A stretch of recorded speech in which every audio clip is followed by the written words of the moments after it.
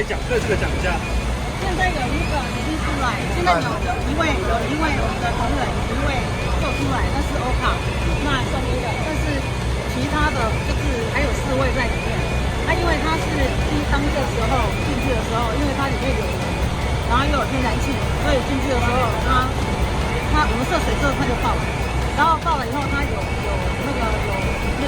面有些东西就塌下来，所以有部分的人是被压住，所以我们要找到人把它弄出来。我们现在目前掌握状况，它那个爆炸还是起火原因是什么？知道吗？现在还没有，局长，我们现在先救人呐，好不好？我们现在先救人，好，不好意思。